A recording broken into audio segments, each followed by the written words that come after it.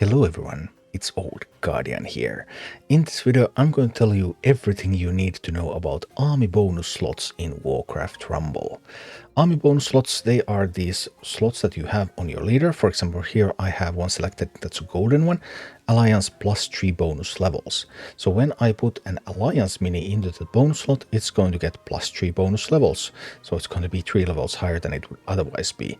That's because the slot is golden. The slot could also be a silver one that would give +2 levels, or a bronze one that would give +1 level. You earn these army bonus slots by completing dungeons. That's why dungeons are so super important. They are leader specific, so each leader that you take into dungeon, when you start doing dungeons start at level 5, and then each time you do them, they become more and more difficult, they increase in level, and in order to get a full golden army, so everything max upgraded, you need to clear a level 22 dungeon.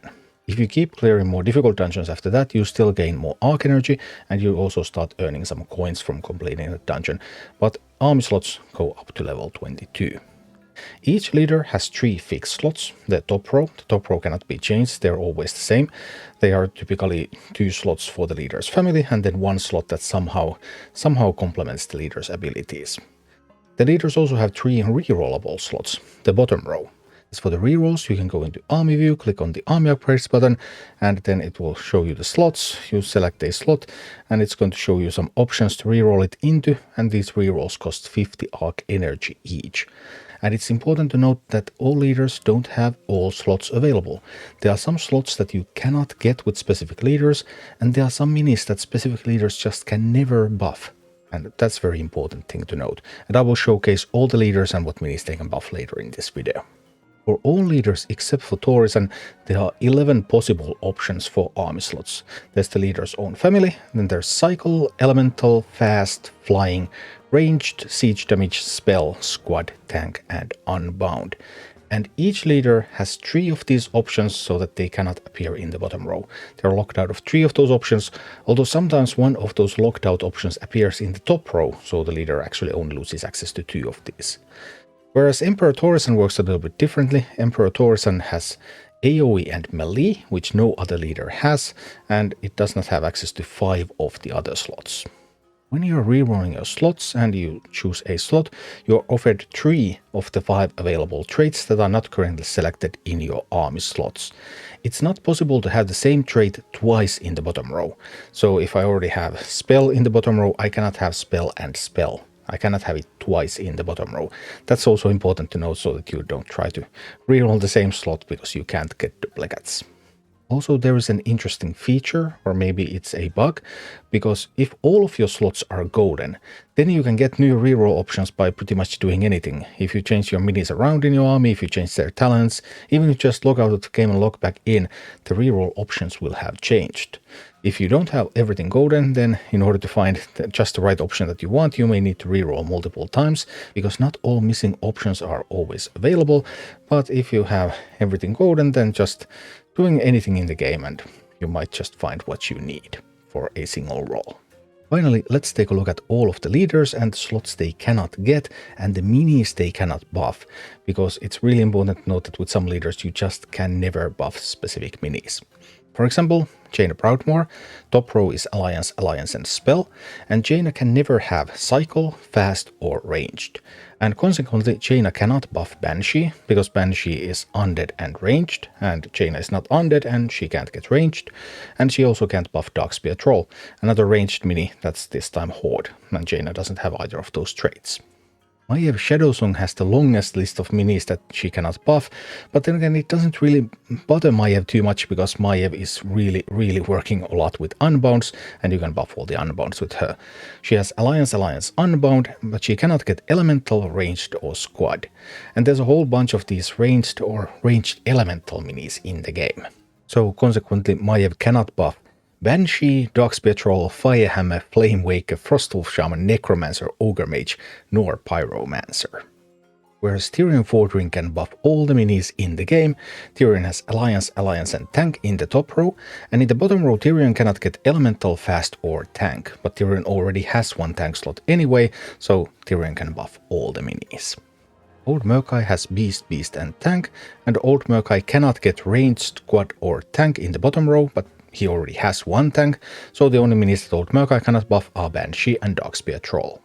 Hogger has a bit of a bigger problem, because Hogger can buff Beast, Beast and Cycle, and cannot get Elemental, Siege damage or Tank.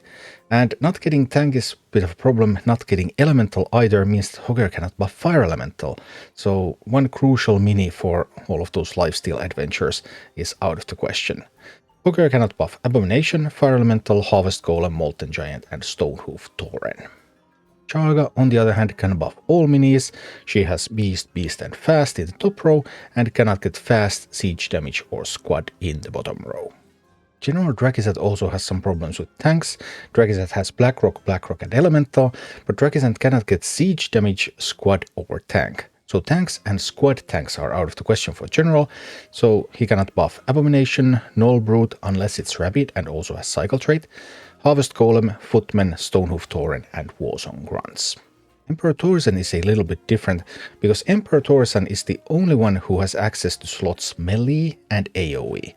And well, if you have access to melee and ranged and flying and spell, every single mini in the game is one of those four, so Emperor Thaurissan can buff everything.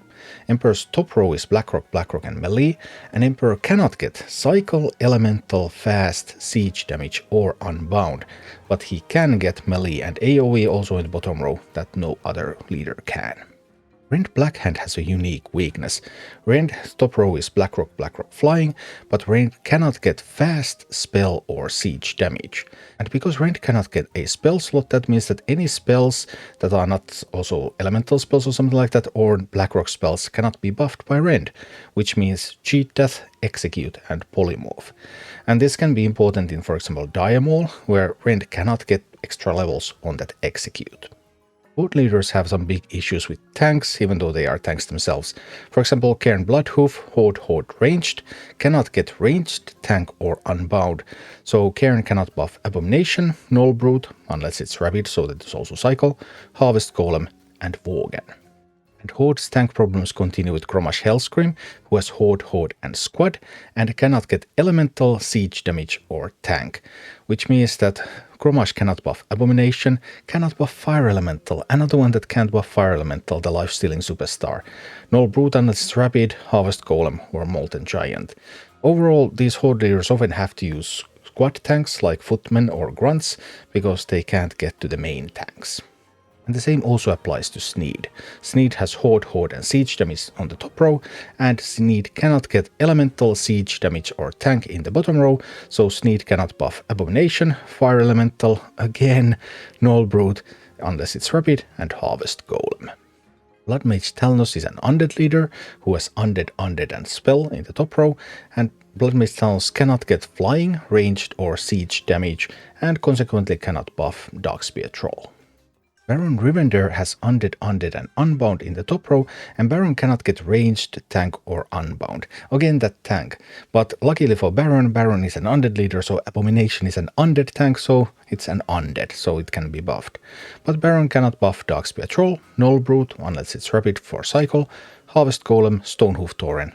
And finally there is Sylvanas Windrunner, who has undead and Horde, the only leader with 2 family slots in the top row and 2 family slots overall, and Sylvanas cannot get Elemental, Ranged or Siege damage, so Sylvanas cannot buff Firehammer, Flamewaker or Pyromancer. And those are all the leaders in the game. They have their unique disadvantages, because someone can't buff Execute and someone can't buff Abomination, someone can't buff Banshee, so you have to be aware of the limitations of these leaders when you're building armies for them, especially if you're at levels where those army bonus slots are really useful. And eventually they will be, because they are up to +3 levels, and +3 levels is immense once you get to the point where your army just isn't growing all the time. Thank you for watching. Click like and subscribe if you enjoyed this, and a special thanks to all of my Patreon supporters, YouTube members and Twitch subscribers who make all of these videos possible.